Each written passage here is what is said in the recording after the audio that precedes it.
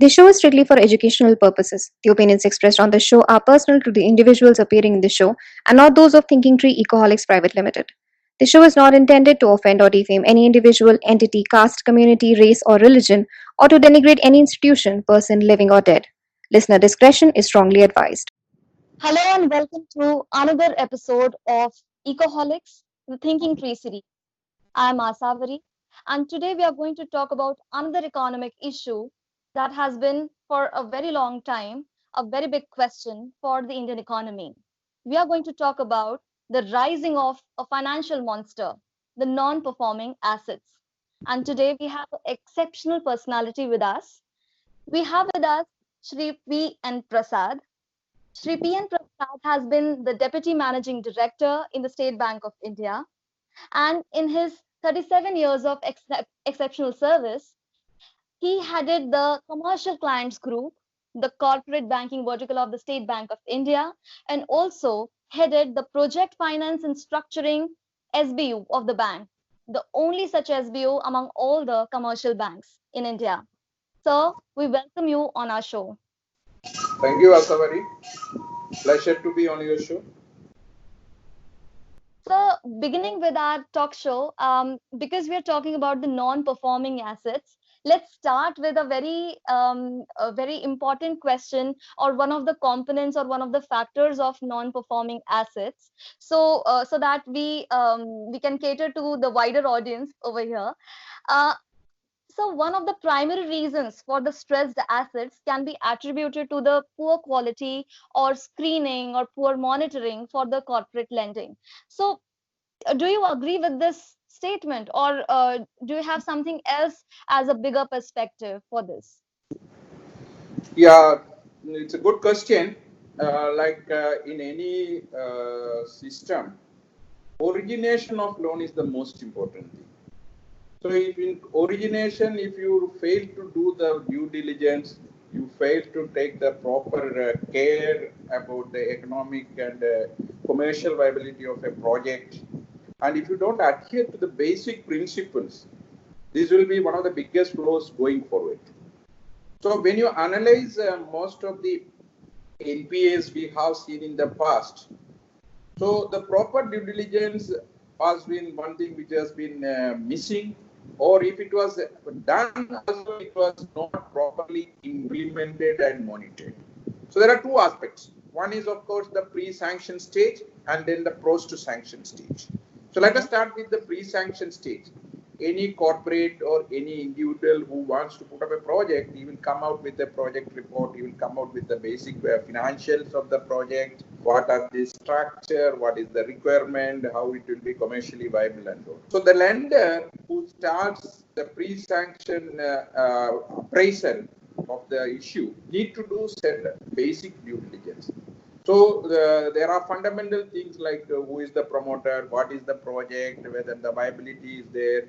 So what is the debt equity gearing, whether there is a commercial viability.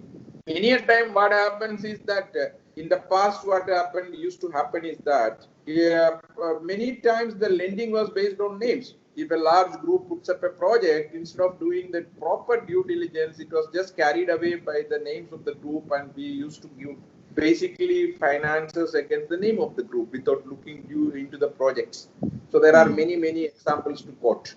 So the project appraisal stage, the preliminary stage, the pre-sanction stage is very important. Similarly, once the sanction is completed and the appraisal is over and it is completed, then comes the post-sanction or the post-monitoring stage.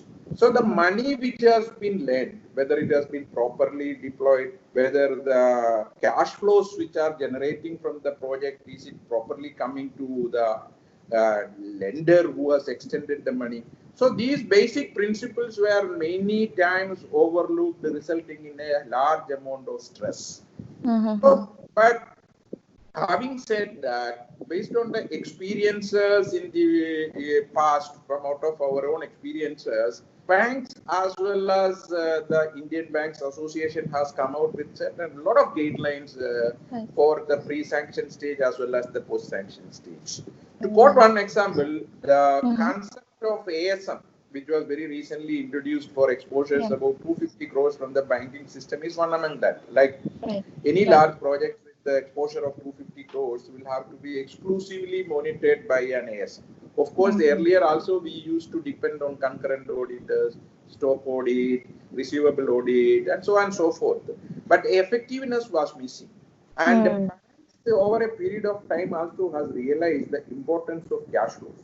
Earlier, 10 years back or 5 years back, most of the time the banks used to lend purely on the basis of the balance sheet strength without giving regard to the cash flows. So now a lot of importance has been attached to the capturing of cash flows at the initial stage itself, so that the Right. money from the project comes to a designated account and it is used in a proper way, which also has improved over a period of time. So some improvements had happened, but this is a very dynamic situation. You may have to use technology, you may have to use analytics, you may have to use many much more instruments or modern instruments to see that the money which is lent is properly utilized and properly recovered. That is the take on this question. Right. Absolutely, sir. Sir, linking this question, I would like to ask this very prominent one. Many of the competent authorities of our economy, whether it's the Economic Survey or whether it is PRS, these have always published the data which says that the public sector banks have had much more amount of NPAs than the private sector banks. Now, are we missing any loop over here, or what is exactly the problem that is going on? We would like to know about this particular thing, and how can we analyze between, how the operations are different than the in a public sector bank and in the private sector bank, which is why this particular problem is a rising one. Let me tell you upfront that this is a very myopic view of the things. I am reminded of a Yeah. story of five blind people going and touching an elephant. Somebody Yeah. touches the and it says it is it's like a stick. Somebody Yeah. touches the husk and it says it is like rock. Somebody touches some other portion and says that. So it is simple as that. It's not a Right. very realistic position.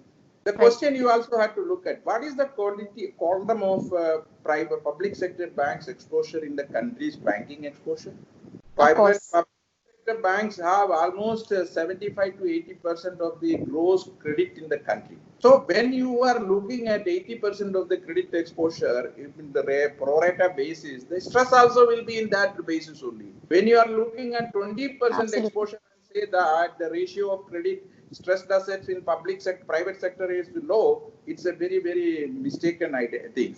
I can also point out a very large number of private sector banks who have much larger share of NPAs than many of the public sector banks in the country. I don't want to name them for all of us in Right. the all of us in the following the economics of the country or the Of finance and banking industry know those names, that which are the private sector banks which has got the largest of the NPAs. Having said that, let me also admit that there are two differences in these things. One, Mhm. of course, the private sector has got reasons for their, because they have basically started late in this things. When did private sector banks originate in India? Post 1991, when the economy was thrown open. So Right. they are predominantly last 25 to 30 years of existence. Private public sector banks, if you look back, you go back to 1800, more than 200 years of history. So the Yeah. private sector banks have been able to come out with a platform which is more technically developed, more customer friendly, Structurally prominent. Yeah. this thing. So they have been using such things. Whereas public sector banks, because of competition, and they cannot, they were basically using manual methods. They have to migrate Hmm. to the technological platform, which has been a very difficult task. And even now, we are facing a lot of State Bank of India with 200 years of more than 200 years of history. Find it very difficult or challenging from moving from a manual system to a digital system. It was a Hmm. very painful transition also. So this also has to be borne in mind when you talk about the NPA percentage. The second thing for the private sector banks is that they have basically their structure is very linear, And so the decisions are taken very fast, and similarly the decision for giving credit and exiting also is taken fast, whereas in public sector banks there is more of a bureaucratic approach, or a protocol is there, and so the decisions sometimes get delayed, which also contributes to the NPA. Having said that, and having worked within a largest public sector bank in the last 37 years, I can say for sure that some of the credit standards which banks like State Bank of India follow in the country are much, much superior than many of the better known private banks in the country. So I had no shame in admitting that we have much better standards, but Right. our exposure is very large. So then naturally the percentage of NPAs will also be very high. And Of course. so when I am looking at a project of 50,000 crores, I cannot take 500 crores. If I take 500, if State Bank of India take 500 crores in a 50,000 crore project, how will the project get completed or funded in Exactly. India? So I cannot take like any private banks who take 500 or 50 or 100 crores. I have to take 5,000 crores. When I take 5,000 crores, there will be that you are not looking at it. What is my Of course. exposure? So it is a very, very distorted view. I won't Yeah. agree to the view that private Yeah. sector banks are superior, or public sector banks are inferior in stressed asset monitoring. It's not correct. Right. I think that is another perspective that we have gained over here, that everything, data interpretation and data analysis actually is a very important and integral part. So I think here we have gained a lot of perspective into seeing much beyond what the data has been presented until now. Sir, another question. Amidst this enormous NPA problem, that has a question, or let's say a term that has come up, is the bad banks, which has been currently in the news, also in various articles of the newspapers also. Now, practically, or let's say technically, what they have given in theory is that a bad bank would be something that all these banks with bad assets they can spin off their bad assets in the bad bank, and then the restructuring separately can happen. um, Kindly elaborate on this particular idea of bad bank, and is it really feasible, is it really workable, or is it not, for especially for Indian economy? It's a very relevant question to the current times, and because a lot of news is made in the media about the concept of a bad bank. Let me put it upfront that this concept of bad bank is not at all new. In India also, this concept of a creation of a bad bank was discussed in the past also, but at the time there were not many takers. If my memory is correct, sometime in the beginning of the 2010-12 or so, this concept was mooted, and at the time I think the RBI also did not favor, and it died a natural death. So again, very recently after this lockdown and the COVID has happened, and when the economy has gone into a complete standstill, this concept was again revived. So let us look at some statistics. See, the RBI's recent report shows that Indian banks have got the highest NPA among all the developing economies. See, as on 30th September 2019, we have a gross NPA of around 9.3%, which is comparatively very high compared to developing nations like China, Turkey, Philippines, or Indonesia. And second thing, if you are following the FSR, Financial Stability Report of RBI for December, it also shows that with the GDP rate falling, this is a pre-COVID scenario, with the GDP rate falling, the estimated NPA by 2020 could be around 9.3 will increase to 9.9%. So that was the prescription RBI has come out with in their financial stability.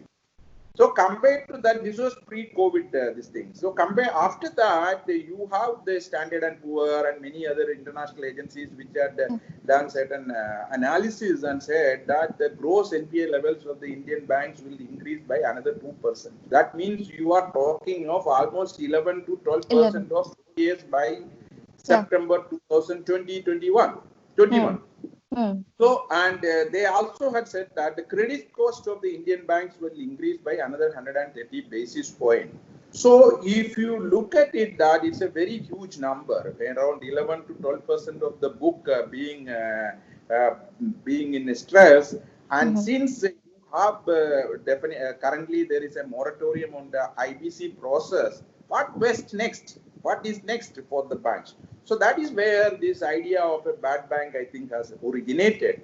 See, you look at it, this bad bank is not nothing different from an asset reconstruction company. So an Mhm. asset reconstruction company, this concept was there since 90s, and we Mhm. have, I think, around 29 of ARCs in this country, and who are controlling something like 1,10,000 crores of asset under management. Of these Mhm. 29 ARCs, most of the, except barring 3 or 4, but many of the remaining ARCs are for lacking in capital, and they don't have any much play in the stressed asset part. So Mhm. only 4 or 5 ARCs collectively hold 80% of this AUM, and they are Mhm. the ones who are doing it. And again, if you look at the performance of these ARCs in the past 2 decades, you will find that out of these total assets which they had accumulated, only redemption and write-off must have happened around 20-25,000 crores. The rest are still not resolved. So Okay. there is not much happened. Many of the ARCs also didn't have the capital, they didn't have the power, they didn't have the Mhm. concept or authority to implement a resolution plan. That is when Mhm. the IPC process came, and it was considered to be the panacea for all these problems. Mhm. But unfortunately, it took almost 2.5 years to stabilize the process, and by now we had more or less clarity about the IBC process and all. Then suddenly, when Yeah. this moratorium on IBC process happened, so the Yeah. bad bank that way is not a bad idea. But the Mhm. question is like, what is it looking at? What are they looking at?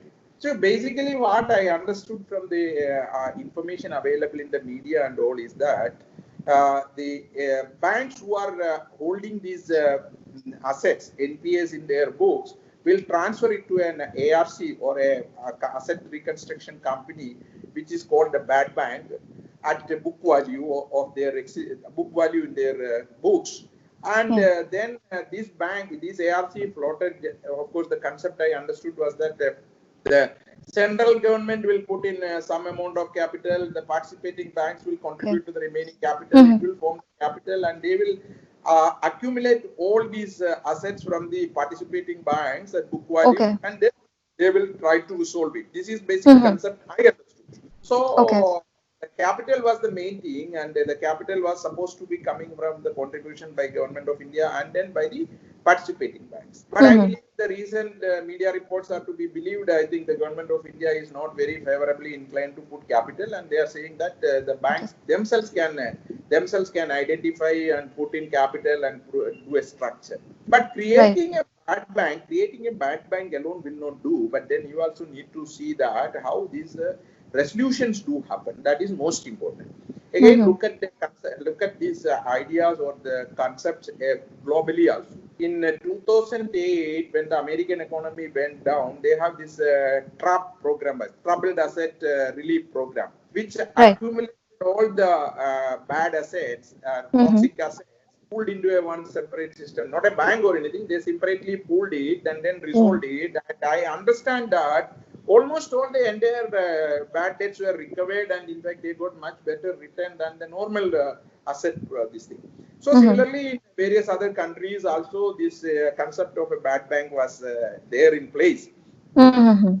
Even as European Central Bank, which was originally not in favor of this idea, are today I believe they are also looking to have something like an ARC concept or a bad bank concept. So many countries had implemented it, successfully implemented it. But Mm. if you have the attitude and if you have the vision, I think bad bank can be a good concept. And Mm. absolutely, there is nothing like which is the right time or a bad time or anything. Every time is the right time. There is also the right time. And today, one more thing you have to bear in mind that the Indian banks, especially the public sector banks, are much better than in 2011 or 12 when the NPA problems started mounting in India. Today, Yeah. most of the banks are holding provisions in excess of 70-75%, and the Mhm. gap is very little. The means Mm. the losses are almost fully covered.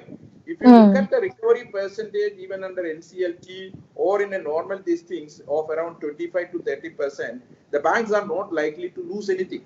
So banks had already made the provision. Any additional recovery the banks can make out of from these assets in a period of time definitely will add to their bottom line straight away. Is that like most of the banks in India, public sector banks particularly, are better positioned in terms of provision coverage ratios today compared to 5 to 10 years back.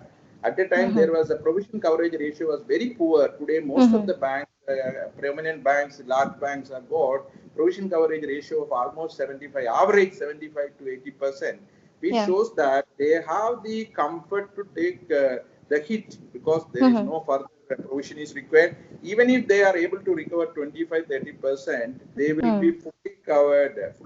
That is one thing. Second, any additional recovery over and above this percentage will straight away add to the profit of the bank, and that will be a much more important, much more this thing. So I think the bad bank concept in this context, if you look at, is a good idea.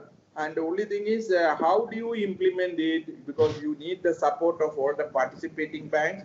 Then, of course, the capital is the main question. Because as you are aware, many of the Indian banks are having insufficient capital, or they are out of capital. Whether they will be able to provide, additional capital for this investment is one question we have to keep it in mind.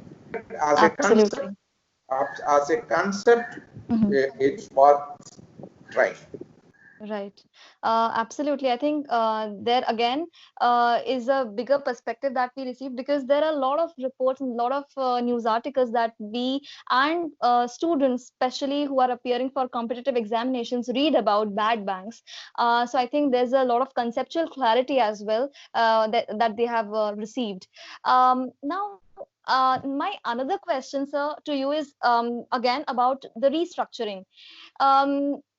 When we talk about restructuring of banks, and now again, I would like to pinpoint another news or another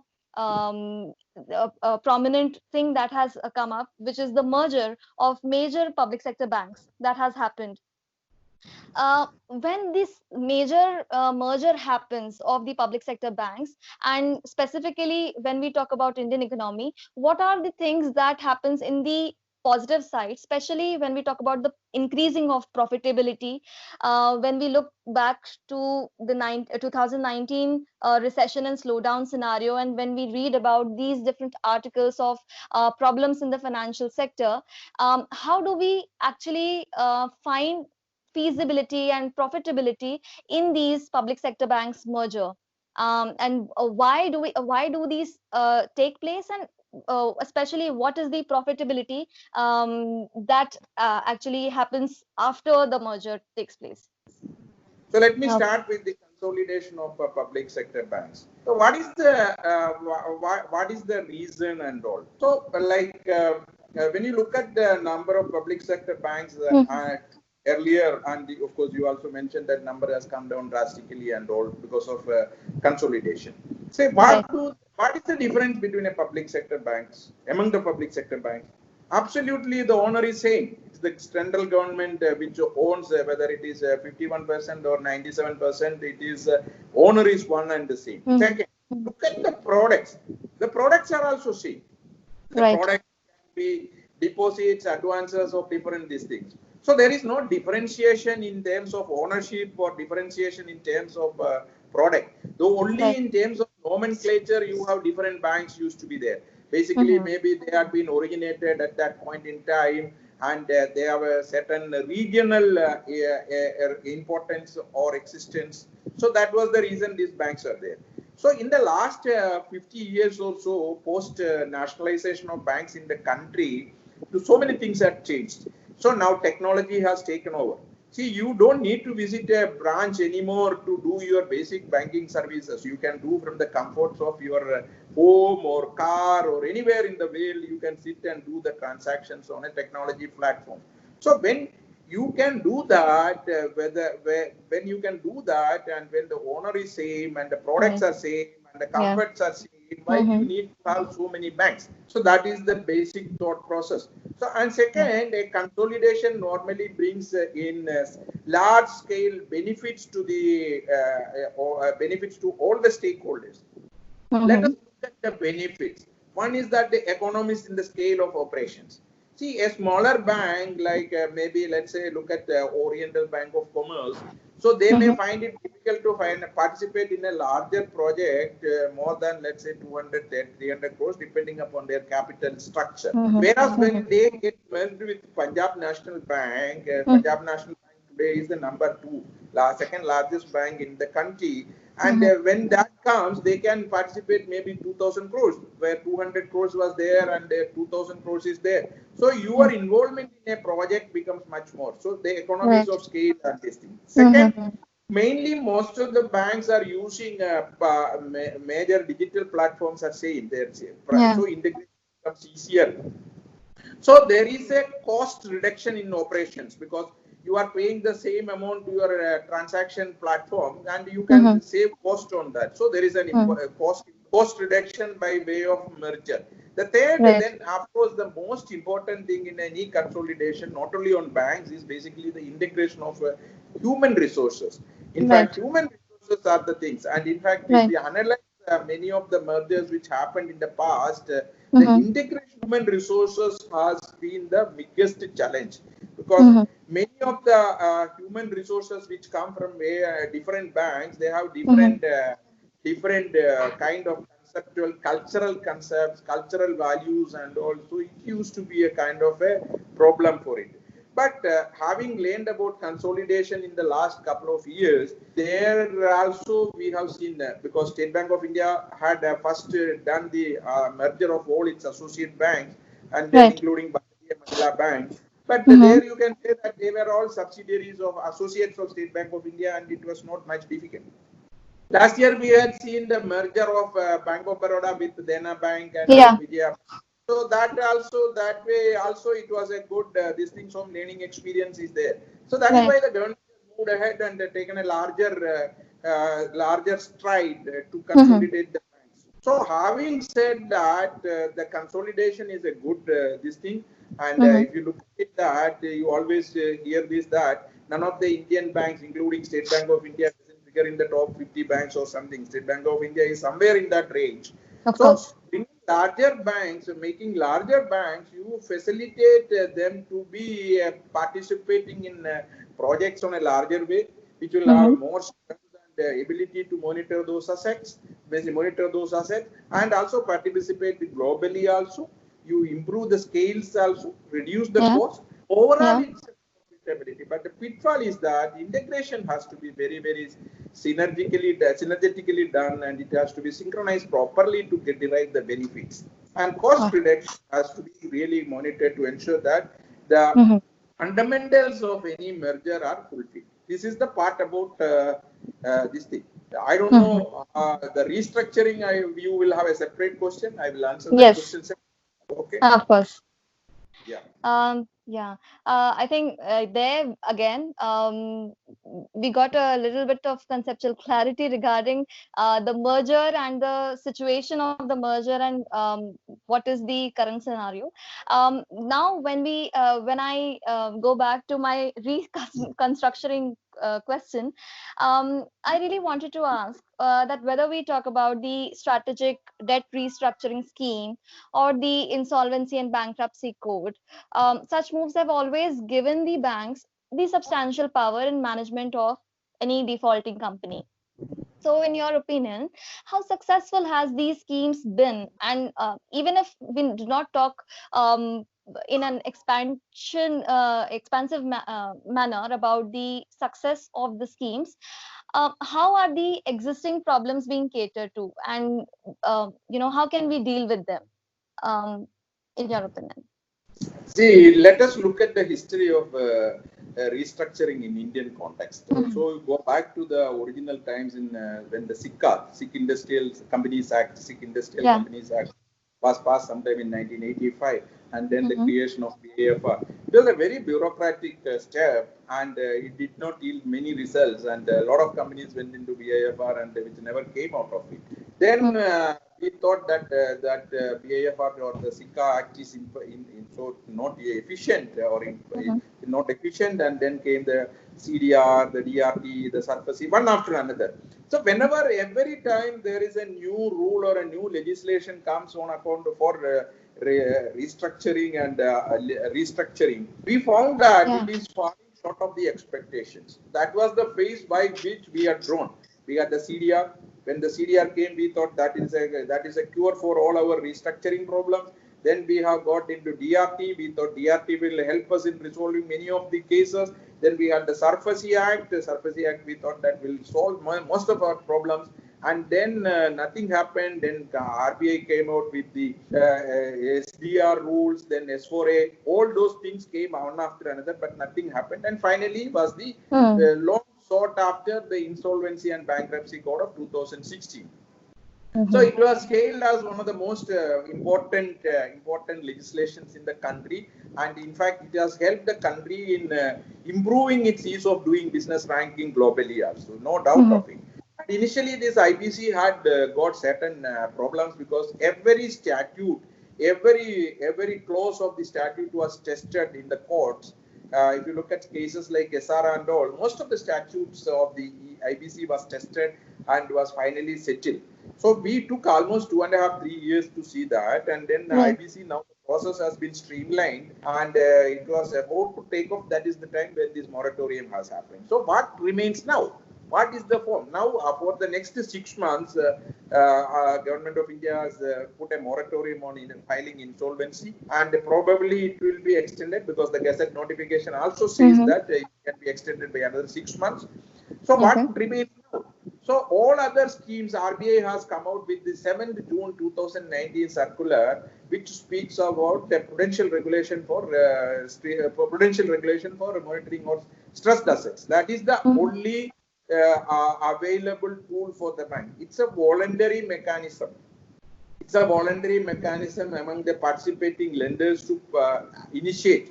So as you know, we have been classifying the accounts based on incipient sicknesses as SMS 0, 1, 2. Yeah. So once an account becomes default, you have to initiate the process of an intercreditor agreement among the lenders, and within 30 days you have to finalize these things, finalize the plan of action, and within 180 days you have to complete the process. So currently, all exposures, all gross exposures in above 1,500 crores are under the 7th June 2019 circular guidelines. So we have seen that this is as I mentioned, is a voluntary mechanism among the lenders. And what I have seen since last 1 year after implementation is that a lot of banks and a lot of participating institutions have taken this as a very positive measure, and they have found that this is one of the best schemes available because it gives certain freedom for the lending institutions to do it, and it also prescribes that in case you fail to do the resolution within 180 days from the date of identification, then you are need to provide accelerated provisions. So 7 June circular is the kind of that is the remaining structure under which the banks voluntarily can initiate resolutions. So the last 1 year experience is that a lot of initiatives happened, and we have success stories also. We have certain success stories, and where the thing is maximization of value has happened. So had it gone to the NCLT, it would have taken maybe 330 days, or sometimes if you average the number of days taking is more than 2 years. So we have been able to cut down the number of days for resolution. We have been able to improve the value, and that is the thing.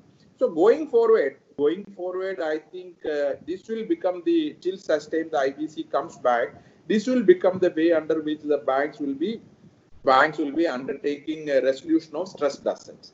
Having said that, there is one problem we have found out faced in this thing. See, what is the problem is that this is a guideline or a mandate issued by the Reserve Bank of India. Yeah. This is applicable to only agencies which are monitored or governed by RBI regulations. That means basically these are applicable only to the banks as well as the NBFCs. But there are other agencies which are also participating in the credit programs of corporate. For example, mutual funds. They also subscribe to their NCDs and CPs of the companies. Then you have insurance companies which also invest in the corporates. Then you also have agencies like NHB, National Housing Bank, pension funds. They are also investors. But these agencies, these institutions, where mutual fund is governed by SEBI, then insurance are governed by the PFRDA. Insurance companies are governed by the Provident Fund, this thing, Pension Fund Regulatory Authority. NHB is a separate this thing. So we are finding that sometimes in such complicated resolutions where you have other entities, it will be very difficult to arrive at a unanimous position. So while the effort of the lenders have been to bring uniform approach among all the people, many times it used to have these difficulties also. If we are able to address these difficulties, I think 7 June circular framework is going to be the basic framework on which resolutions will happen faster. Right. Absolutely, sir. The last question of mine is something which is again related to the present news that we are all listening and reading in the newspapers. As India moves towards self-sufficiency through the Atmanirbhar Bharat, the requirement of long-term credit is bound to increase, and simultaneously, the risk of NPAs will also increase. What, according to you, can be done by the government to make sure that the long-term credit is made available to the various sectors of the economy? Very important question. When you are looking at the self-reliant India, yes, there is a need for investment, long-term funding of projects, especially infrastructure projects in this country, which are long gestation period, long gestation projects need long-term funding. If you look at the history of India, we had developmental financial institutions which were earlier there which were formed, mainly ICICI, IDBI, IFCA and all. They were the long-term financial institutions formed exclusively to cater to long-term projects. But unfortunately, over a period of time, when the thinking changed, then they all converted to universal banks. So when you look at the banks, the problem banks face is their liabilities side are mainly constituted of deposits and capital.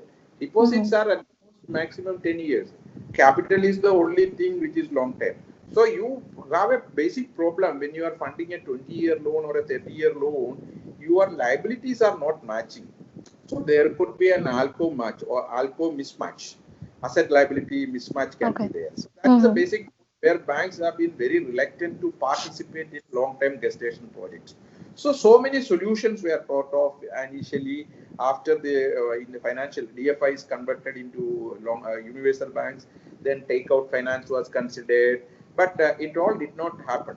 And mind you that India doesn't have a long debt market, very strong debt market where loans and others can be this thing. So this was one of the concept, or this was one of the principles where RBI also has been trying to create a basic debt market where corporates can go and raise long-term funding. Unfortunately, that has not happened so far. So the effort is still going on. So till such time we develop a very strong bond market or a debt market, I believe the banks have to chip in the gap and they need to fund the long-term projects. Of course, as I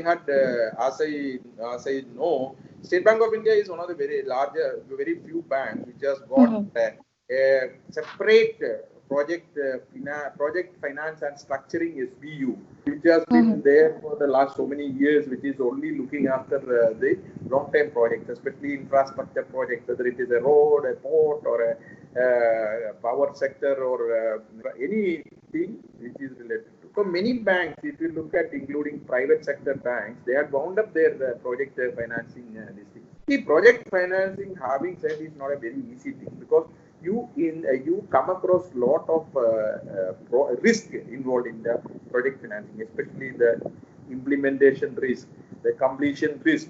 So you need to segregate the project financing into two aspects: one till the project implementation and after the project implementation. So you have to look at it that way, and you should have a concept. When it is an implementation stage, the cost of funding will be large because you are taking a risk. because based on a lot of other risks, including completion risk, execution risk, environmental risk, so many policy risk is there. Once the project gets completed and goes on stream, the cash flows are there, and that will become the risk will come down. So Right. you need to. There is a provision to refinance once the project is completed. No? Mhm. So at this point in time, according to me, the only available option is for the banks to chip in, assess the risk properly, mitigate it properly, and participate in the nation development. See, self-reliance is especially in the current situation when the supply chains are very badly affected and every country is looking inwards. We also need to look inwards, and we also need to strengthen our infrastructure and other basic things to improve these things. And I see a very bright future for the country in terms of its in terms of implementing the Atmanirbhar concept. Thank you, sir, for eloquently speaking on each and every question. I believe that considering all those things, you have really elaborated on each and every question, especially keeping in mind the audience, which is more or less the students who are again preparing for many competitive examinations and who listen to these articles and news and updates about the financial sector of the Indian economy.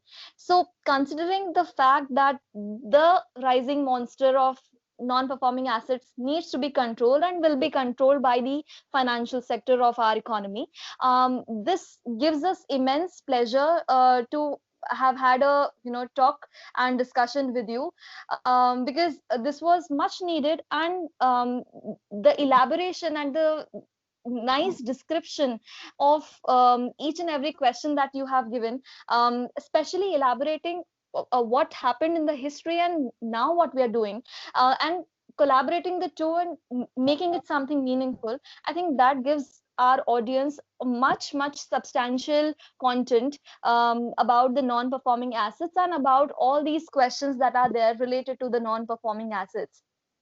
So thank you so much, sir, for being with us and for being with us today, especially during all these technical glitches, and still considering the fact that the discussion and the talk about economics should go on, and we should fetch something meaningful out of it. So thank you so much from our side.